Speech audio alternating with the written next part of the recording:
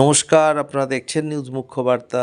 সকলের সাথে সকলকে নিয়ে নিউজ মুখ্য বার্তা দেখতে চ্যানেলটি সাবস্ক্রাইব করুন। বাংলাদেশে সম্প্রতি মুসলিম মৌলবাদীদের দ্বারা হিন্দু যুবক দীপু দাসকে যে নৃশংসভাবে হত্যা করা হয়েছে তারই প্রতিবাদ জানালেন আজকের ভারতীয় বেশ কিছু সাধু সন্তরা।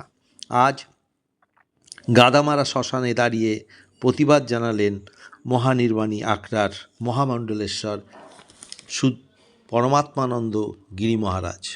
ওনার সঙ্গে প্রতিবাদে সামিল হন জুনা আখড়ার রাষ্ট্রীয় সচিব শ্রী মহন্ত রঞ্জিতানন্দ গিরিজি মহারাজ, 1008 মহামণ্ডলেশ্বর শুদ্ধ গুণাত্মানন্দ গিরি মহারাজ সহ কয়েকশো সাধু সন্তরা।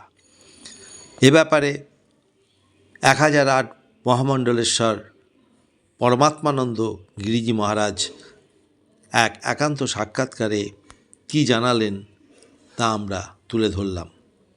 ব্যুরো রিপোর্ট, নিউজ মুখ্য বার্তা।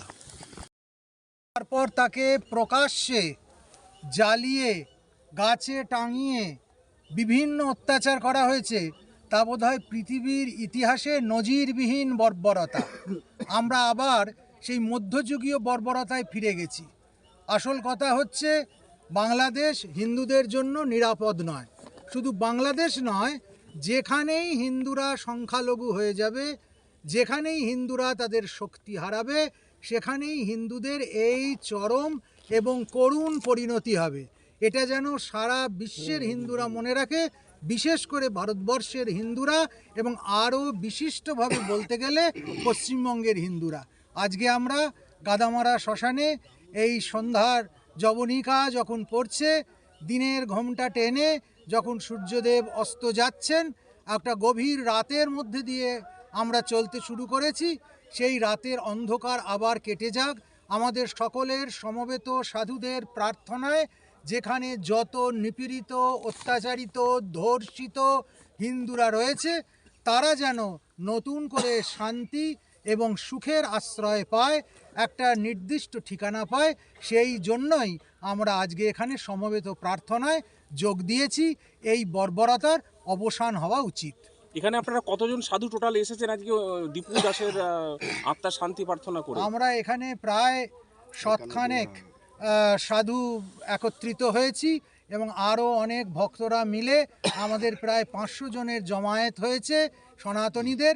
আমাদের সকলের সমবেত প্রচেষ্টায় এবং সকলের ঐকান্তিক যে শ্রদ্ধাঞ্জলি, সেটা দীপু দাসের বৈদেহিক যে আত্মা এবং পরলোকের যে জীবন তাকে সুগম করুক, এবং সমস্ত হিন্দু নিধনের বিরুদ্ধে আমরা যে আজ এককাট্টা হচ্ছি, এই বার্তা অত্যাচারী বর্বর বিধর্মীর কাছে গিয়ে পৌঁছক। আজকে আপনারা নৈহাটির কালী মন্দিরে আপনারা সারাদিন প্রার্থনা করেছেন বাংলাদেশের হিন্দুদের উপরে যাতে শান্তি নেমে আসে, কারণ কেউ তাদের রক্ষা করতে পারছে না। তারপরে আপনারা গাদামারা শ্মশানে এলেন, এসে এইখানে দীপু দাসের জন্য স্পেশালভাবে আপনারা কি কি করতে চাইছেন, মানে তার আত্মার শান্তি কামনার জন্য আর কি কি আছে আপনাদের প্রোগ্রাম এখানে আজকে? আমরা যেমন সমবেত প্রার্থনা করব, তার উদ্দেশ্যে শ্রদ্ধাঞ্জলি দেব, সেই সঙ্গে সঙ্গে হিন্দুদেরকে সচেতন করব যাতে হিন্দুরা ঐক্যবদ্ধ হয়।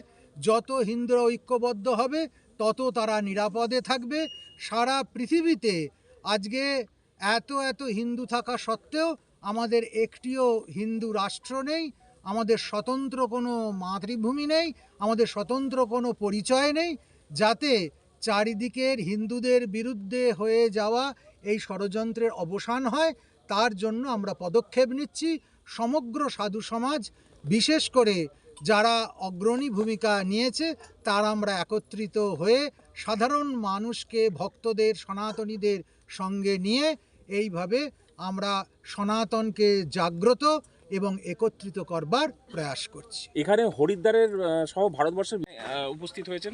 মূলত শ্রী পঞ্চদশ নাম জুনা আখড়ার সন্তরের নেতৃত্বে এই ঘটনা ঘটছে এবং এই পদক্ষেপ নেওয়া হচ্ছে। আমার সঙ্গে রয়েছেন আমার বাঁদিকে জুনা আখড়ার মণ্ডলেশ্বর স্বামী শুদ্ধ গুণাত্মানন্দজি মহারাজ, আমার ডান দিকে রয়েছেন এই অন্তর্রাষ্ট্রীয় সচিব রঞ্জিতানন্দ গিরি মহারাজ এবং আরও প্রচুর সন্তমূর্তি।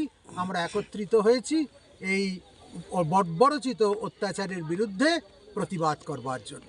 আপনারা এটা তো একটা ধর্মীয় ইয়ে করছেন, আর এর বাদবাকি কি পররাষ্ট্র দপ্তর আমাদের ভারতের যে পররাষ্ট্র দপ্তর বা ইন্টারন্যাশনাল কোনো কনভেনশনে আহ্বান কিছু অনুরোধ জানাবেন আপনারা? আমরা কিছুদিনের মধ্যেই বাংলাদেশ হাই কমিশনের কাছে আমাদের প্রতিবাদ লিপি প্রেরণ করব।